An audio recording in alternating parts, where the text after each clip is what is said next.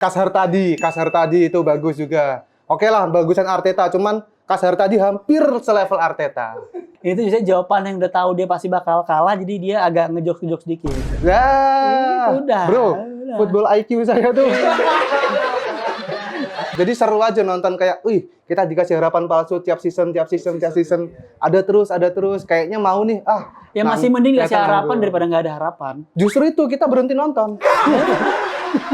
Carrington udahlah itu udah sangat normal, udah sangat bagus banget. Itu tapi mengembangkan bukan mematangkan ya. Iya. Karena habis itu mereka pasti matang di Iya, tempat iya. lain dan dibeli lagi dengan harga yang mahal. Goblok emang. Manajemen Selamat datang di program Counter Attack, sebuah program interaktif yang bertujuan untuk mewadahi opini-opini fans tentang isu-isu yang terjadi di klub yang dia sukai. Oke, dari sisi sebelah kanan, mari kita panggilkan sebagai tuan rumah, Bang Gautama. Silakan masuk. Oke. Dari sisi sebelah kiri, sebagai apa namanya? Bintang tamu. Ini dia bukan dari fans MU tapi dari fans Arsenal. Abang Basya. Come on, Ibanus!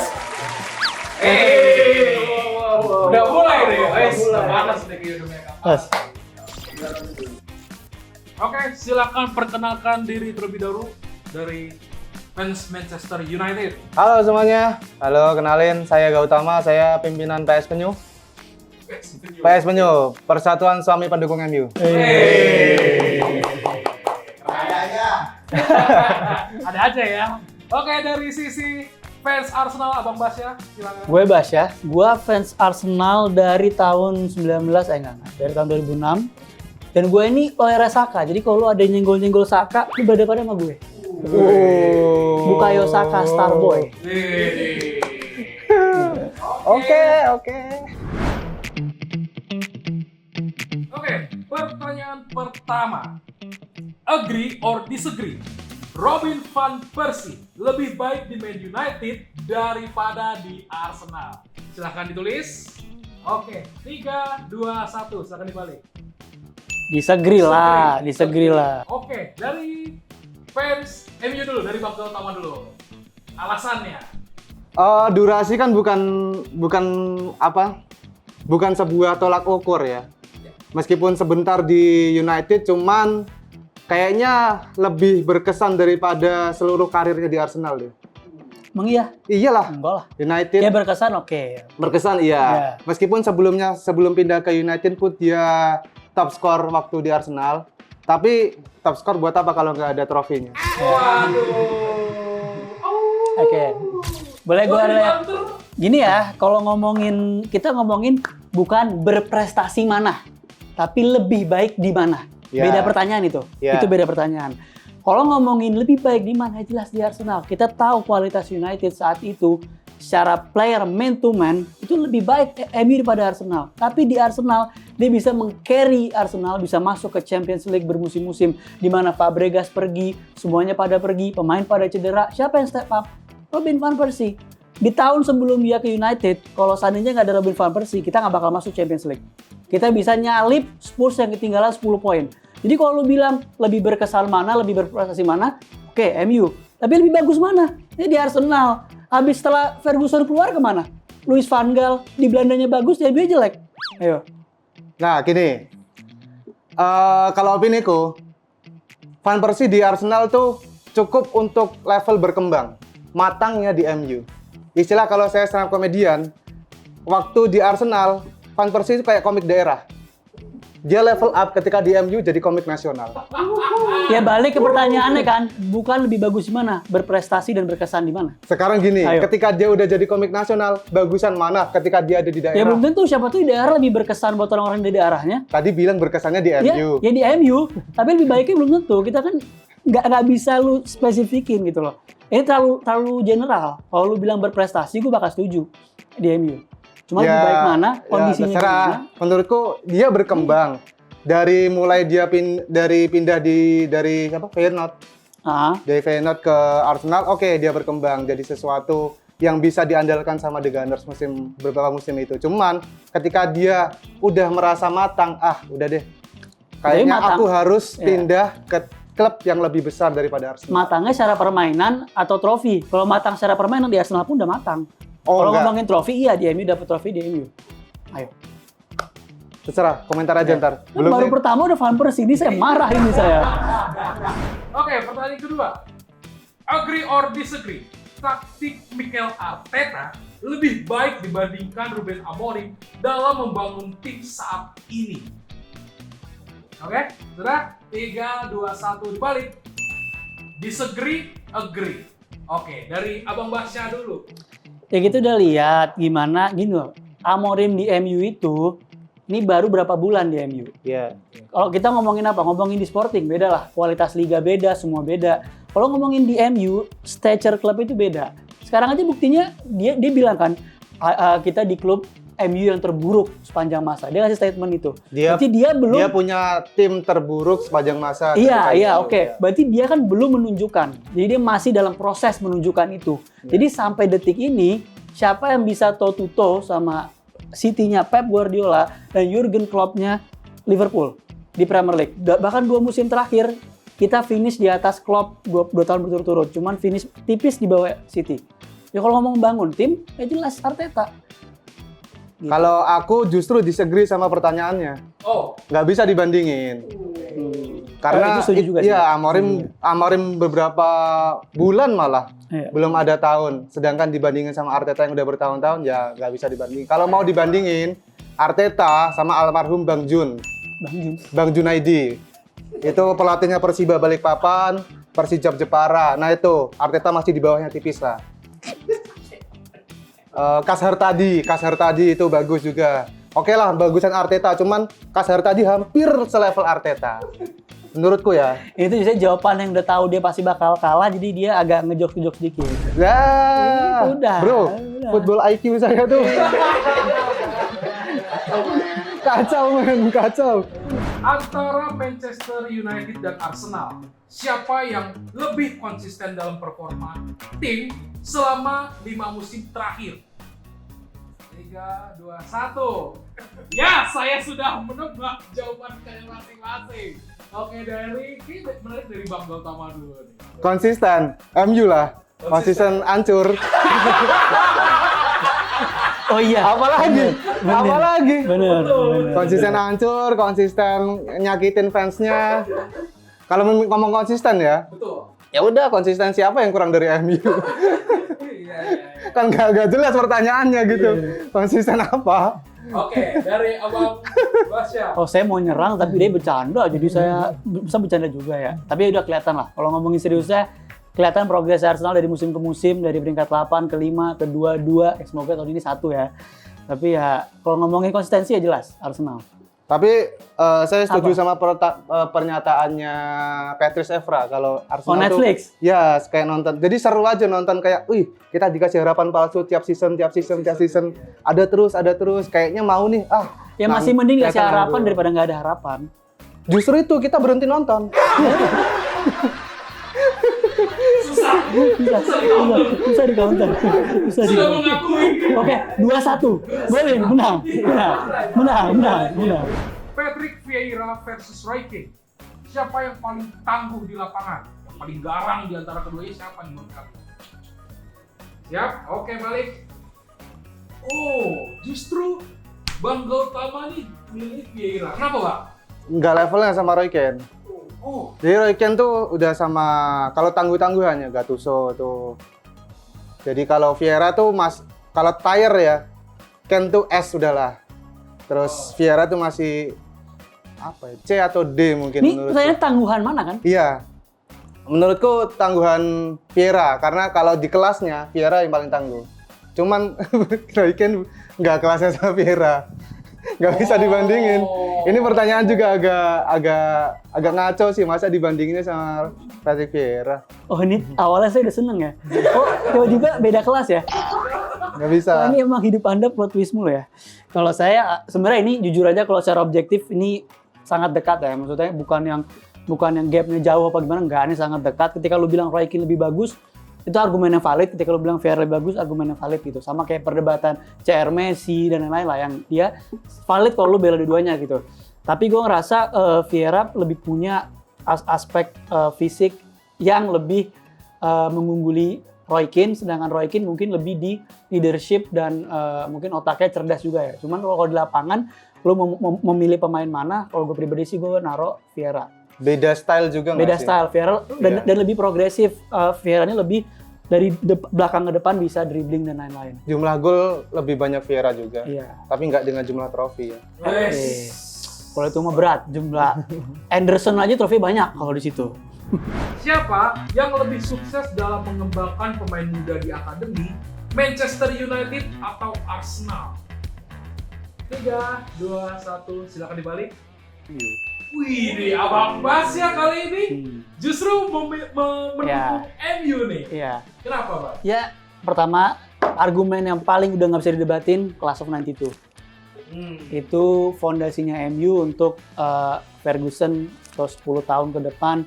Belum kita bicara pemain-pemain yang secara talenta itu sangat luar biasa. Contoh kayak Rafael Morrison, Pogba. Ya, walaupun akhirnya mereka awalnya nggak di MU, tapi secara kualitas itu sangat luar biasa. Dan ya Carrington udahlah itu udah sangat normal, udah sangat bagus banget dari semuanya akademi dari bawah ke atas. Untuk dari akademi dari paling muda ke paling atas tuh udah paling rapi menurut gua di Inggris sekarang bahkan terbaik sih. Nambahin aja dikit, itu tapi mengembangkan bukan mematangkan ya. Iya. Karena habis itu mereka pasti matang di Iya, tempat iya. lain dan dibeli lagi dengan harga yang mahal. Goblok emang. Manajemen Ya walaupun juga banyak yang bermasalah lah, ada yang kena kasus ini, tapi ya produksi ya MU lah. Nomor Iya. satu. Emang yang bermasalah.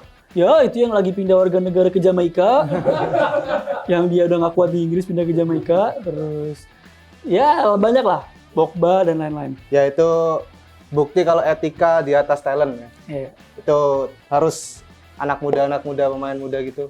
Ada pesan-pesan mungkin dari Bang Gatama? Oh jangan ditiru. Saya nggak punya pesan-pesan. Jangan terlalu serius sama. Apa momen terbaik dari duel Manchester United versus Arsenal menurut kalian? Pertandingannya yang paling terbaik. Silakan balik 3, 2, 1. Abang Basya 2003-2004 away Old Trafford. Gol John O'Shea. Oke, mungkin dari Bang Gatama dulu. Gol John O'Shea itu salah satu pemain. Saya tuh suka sama pemain-pemain underrated gitu ya. John O'Shea, kayak Darren Fletcher, kemudian Louis Saha itu. Waktu itu memang awal-awal saya ngefans juga waktu masih SD atau SMP itu tuh. Terus saya nggak nyangka si John O'Shea bisa ngechip itu Almunia atau Lehmann tuh ya? Itu Kipernya Lehmann deh. Lehmann atau Almunia. Nah itu, aku juga pas nonton, wah nggak nyangka. Bahkan John O'Shea pun nggak nyangka itu. Abis ngegolin kayak, lah, gol ini gitu. Itu cukup apa namanya? Memorable buat aku ya. Nah, sebenarnya gue ada dua sih. Ini sama pas. Jadi yang ini tuh kenapa gue pilih ini karena pasti inget kalau fans MU versus Arsenal insiden Martin Keown giniin Ruud van Nistelrooy yang gagal penalti. Dan akhirnya dia kartu merah apa segala macam itu menurut gue intensitasnya sangat tinggi dan itu momen dimana menurut gue MU satu-satunya tim yang bisa ngegagalin Invincibles-nya Arsenal. Main di Old Trafford saat itu, tapi untungnya penaltinya tidak masuk. Sayang sekali tidak masuk. Ya. Jadi Invincibles deh. Satu lagi paling yang Arsenal menang di Old Trafford tuh yang golnya Wiltord 2-0. 1-0 itu kita winning at Old Trafford, sangat memorable. Oh, ini juga deh yang Lingard selebrasi Michael Jackson di Emirates. Lu nggak naruh 82 sih? Hah? Lu nggak naruh 82? Biasa itu. Itu gue tadi udah panik loh pas gue nulis 82 nih, gue gak ada counternya kalau 82 nih. Yeay, ngerasa spesial ya. Bro, Southampton ada 9-0. Kami Liverpool aja kalah 7-0. Kami biasa itu. Ngerasa spesial banget tuh 82. Dalam 5 tahun ke depan, menurut kalian, siapa yang lebih mungkin meraih gelar Premier League lebih dulu? Arsenal atau Manchester United? Dalam 5 tahun ke depan. 3, 2, 1. Apa nyanyi lagi nih? Loh, Wih. Oke, ini menarik nih Bang Gautama. Ya, Kenapa Bang Gautama? Kenapa Arsenal? nggak tega. Hampir mulu. Kayaknya tahun depan tahunmu. Kayak Liverpool dong. Tahun depan tahunmu, bro. Tahun depan ya? Tahun Kenapa depan. nggak tahun ini? Hah? Kenapa nggak tahun ini? Yakin nggak? Ah, ente aja nggak yakin. Iya, iya. Kalau nggak beli striker sih nggak. Minta ya? Dari Bang Basya. Ya karena kalau MU pertanyaan dirubah. Bukan siapa yang menang Premier League dulu. Kapan masuk top 4? Oh. Diubah dulu pertanyaannya. Gimana Bang Utama? CV. Itulah pertanyaannya. CV. Orang nanya ke Liverpool, Chelsea baru. Orang kayak MU sekarang masuk top 4 dulu. Baru kita ngobrol yang menang piala dulu siapa. Udah Siap. jelas. CV. Savage. Tidak bisa berkata. Berkata-kata kan? Hah? Tidak bisa berkata-kata kan? Iya emang lagi hancur. Everybody gabas is real. Bro, kita itu memang terkenal songong. Tapi harus punya Realistis, sadar diri. iya harus ada landasannya songong. Kalau udah jelek songong ya goblok. Saingan Anda kan Spurs sekarang posisinya kurang lebih. Sorry, burnout. Oh, di atas baru mau malah. Iya. Kita ngejar burnout dulu aja. Pasti kekejar yang lain gitu. Oke, pertanyaan terakhir. Apakah Arsenal bisa dianggap klub besar meskipun belum pernah memenangkan Liga Champions seperti Manchester United? Silahkan ditulis. Ini waktumu Bang Gautama. Silahkan dibalik. 3, 2, 1. Apa tuh? Besar di Tadi London. Ada bawahnya Bisa. agak. Utara. Itu di kota dia doang. Iya, iya. Oke, dari Bang Basya dulu. Ya, oke, kita nggak pernah menang Champions League, tapi secara trofi Premier League kita ketiga loh di bawah MU sama Liverpool. Kita ngomongin FA Cup ya juga salah satu terbanyak ya kan. Jadi ya kalau parameternya cuma Champions League, iya Champions League Nottingham Forest sama Chelsea juga sama. Apakah mereka klubnya sejajar? Kan enggak. Champions League cuma apa saja kayak Belanda belum menang Piala Dunia, udah gitu doang. Itu bukan berarti kita bukan klub besar gitu. Jadi begitu.